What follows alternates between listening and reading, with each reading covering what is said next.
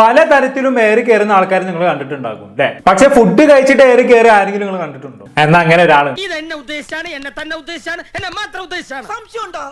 മറ്റാരുമല്ല, നമ്മുടെ സ്വന്തം കല്യാണി ചേച്ചി. മൈ വൈ ബൈ കല്യാണിയിലെ കല്യാണി ഇല്ലേ, അവരെ കുറിച്ച് തന്നെയാണ് ഞാൻ പറഞ്ഞു വരുന്നത്.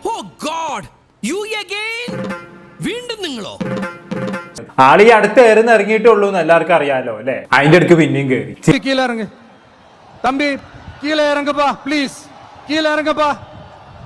എന്തായാലും ബ്യൂട്ടി ക്രീമും മേക്കപ്പ് പരിപാടിയും ഒക്കെ വിട്ട് ആളിപ്പോ ഫുഡ് അടിയിലാണ് കോൺസെൻട്രേറ്റ് ചെയ്തിരിക്കുന്നതെന്ന് തോന്നുന്നു. Good idea.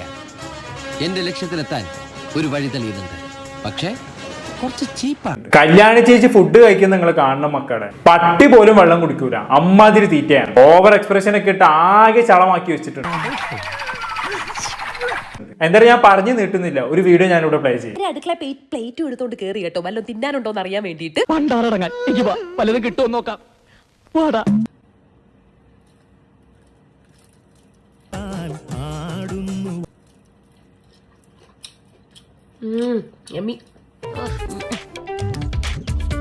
വെറുതെ കളയണ്ടെന്ന് വെച്ച് തിന്നെയാണ്, എനിക്ക് അത്ര പിടിച്ചിട്ടില്ല.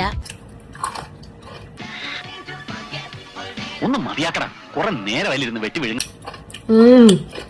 ഇത്രയും നല്ല രുചിയുള്ള ഭക്ഷണം ഞാൻ എന്റെ ജീവിതത്തിൽ ഇതുവരെ കഴിച്ചിട്ടില്ല. എന്തൊരു സ്വാദ്! ഇതിന്റെ മണം മതി ചോറിന്. കർത്താവേ, എന്നും ഇങ്ങനെ വയറു നിറച്ച് ആഹാരം കഴിക്കാനുള്ള യോഗം ഉണ്ടാവണേ.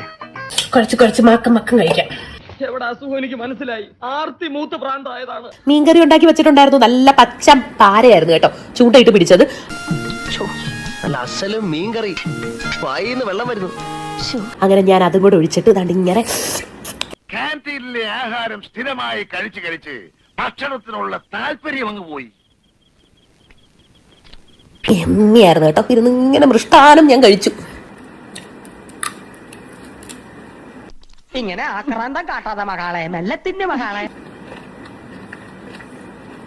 ആക്രാന്തം കാണിക്കാതെ ഇത് ആരും എടുത്തോണ്ട് പോകുന്നില്ല, ഒന്ന് പതുക്കെ തിന്നെ.